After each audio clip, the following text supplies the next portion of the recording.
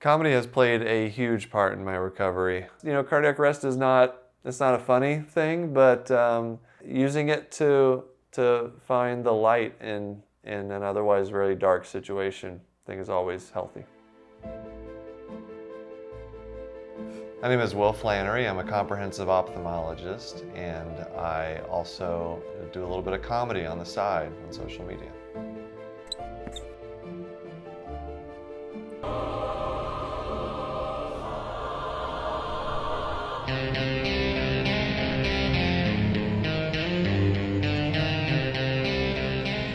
My name is Kristin Flanary. I work in communications and marketing in gifted education. I'm married to Will Flanary and we have 2 children. At about 4:30 in the morning, the night of May 11th, I had a cardiac arrest in my sleep.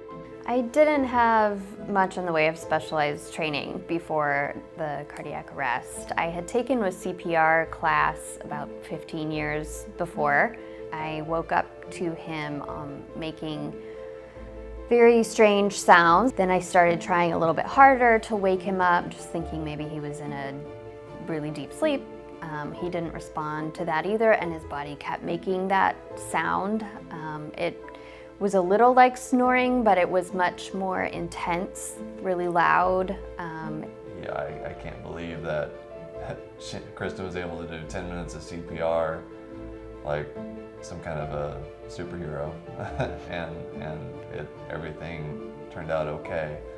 In fact, Kristin, she before she brought my stuff to the hospital, so I'd have my phone with me, she deleted all my social media apps and my banking apps, email. Yeah, all of it she deleted off my phone because she knew I would wake up and regardless of what my consciousness, my mental health situation would be like, I would try to get on social media and start saying things. And she reasoned very appropriately and very astutely that if I was able to wake up from a cardiac arrest, download Twitter, the app, remember my password, then if I was able to do all that, I'd be safe to tweet again. So it was. And that's actually how I discovered, along with the rest of the world, that he was awake and okay. Was I saw him tweet.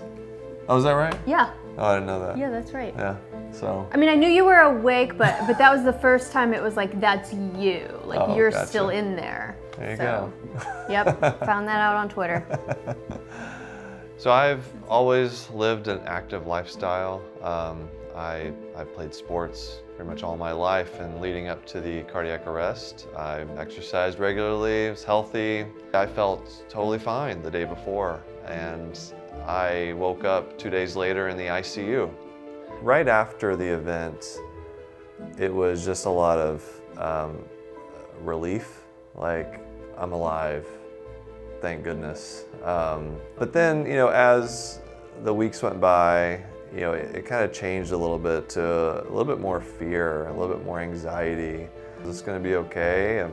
If I go and jog on a trail when no one else is around, you know, what could happen? And just randomly, you know, you're just doing something, and all of a sudden you start thinking. It's almost like intrusive thoughts. Like we're on a camping trip and just having a nice time around the campfire, and then I'll just think, oh man, how many more times am I going to get to do this? I don't let it bother me too much at this point. Now we're over a year out, but it's still there, and it's going to be there for a long time. You know, I do feel very fortunate, you know, to still be here.